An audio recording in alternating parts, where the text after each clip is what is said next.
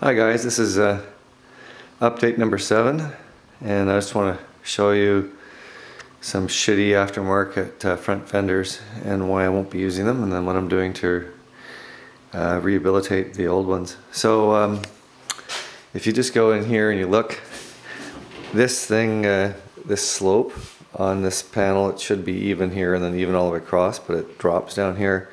I'm not going to show you how bad the gaps are here because I don't have it completely aligned, but even when I do have it aligned, it sticks past the end of the hood by 1/4 inch on this end here, which is just crazy. So if I get the back end aligned, the front end is way off.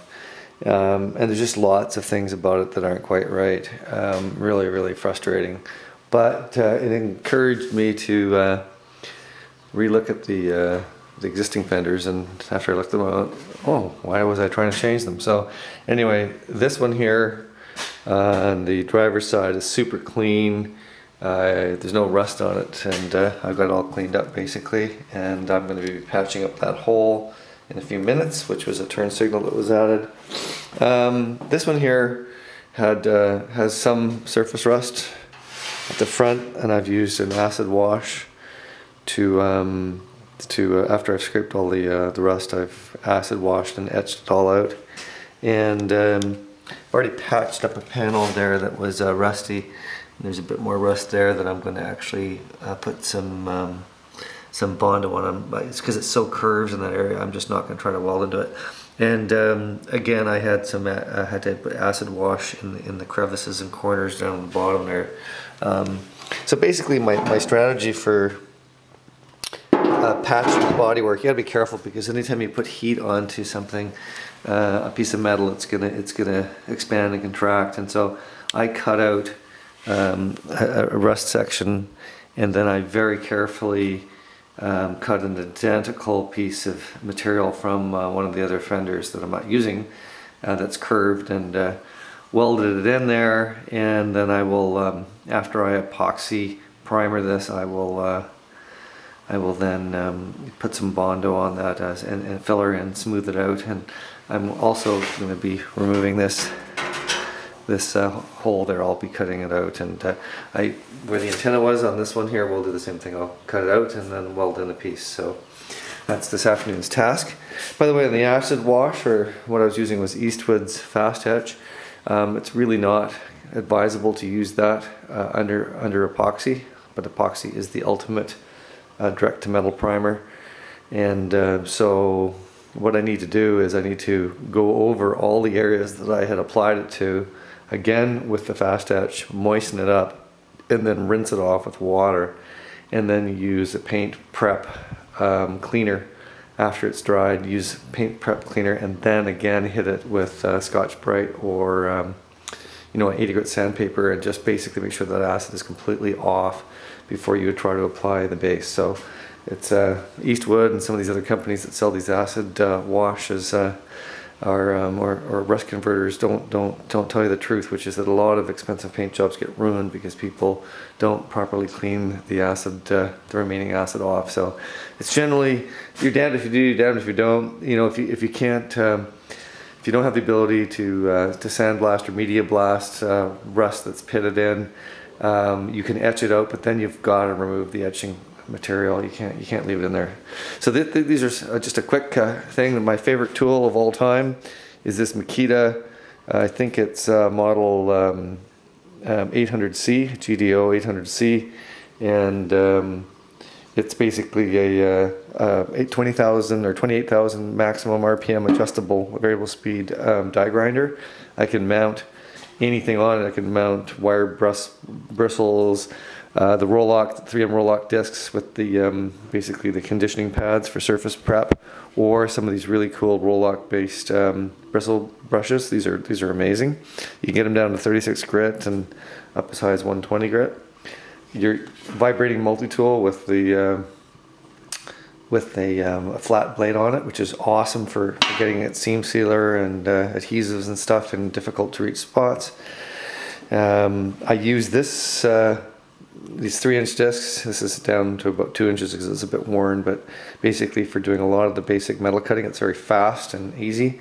And then of course your brutal die grinder, and in this case I've actually got one of the bristle discs mounted on this now for, you know, it's a very fast paint removal tool, but it could also rip into the metal, so you got to be really, really careful if you're using that, especially in this, which is the 36 grit, but certainly gets the job done very, very quickly. Although I can tell you, you get 25 packs in a box of these bristle discs, and these things are pretty damn quick and a lot less aggressive on the metal. And then for areas when I'm cutting, like cutting metal, sometimes metalwork, you got to just go really delicate and you got to go small. So I use a Dremel tool with a very fine cutting disc and just go slow because the Dremel doesn't have a lot of power. But for areas where you got to be super precise and you don't want to make a mistake, the Dremel tool can be your best friend. So that's kind of it for today. I will get going on the remaining patches on these things. I've got 3 of them to do this afternoon, and I'll be using some 1-inch square strips. So I'll cut 1 inch by whatever 2-inch square openings, and then weld in very, very carefully. And you're like, every time you touch the MIG welder to the surface and you do a little bit of a stitch weld, you then got to cool it with the compressed air, and then go back and stitch somewhere else, and then slowly work your way around it, and then grind it clean.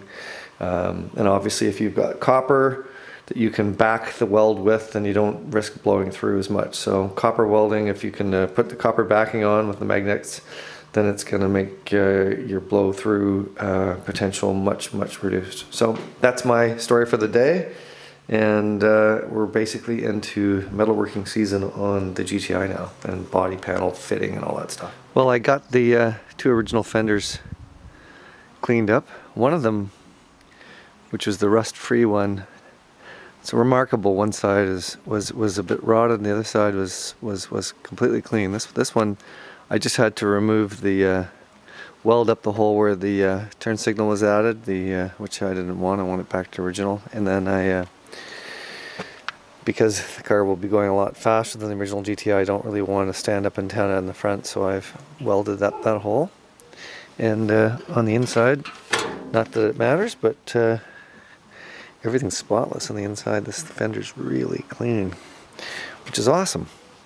And the other fender over here definitely had a bit of pinhole rust in the lower section there, so I welded up the hole where the turn signal was, and also got rid of the rusted area. And then up above I had a hole that I needed filling as well. And on the inside I've quite extensively prepared the material on both sides, so it's all looking pretty now in here. I'm very happy with how it all turned out. I'm going to finish removing the paint and shoot everything with epoxy primer, and then when the epoxy primer's done, then I will you know, do the filling and sanding. I got a high build primer I'm going to use as well, and then block it all. So we'll get down to bare metal. I just wanted to get that welding done and get the basic filler around the metal work done first, and then build up the epoxy. So anyway, good finish to a week's worth of work on those fenders.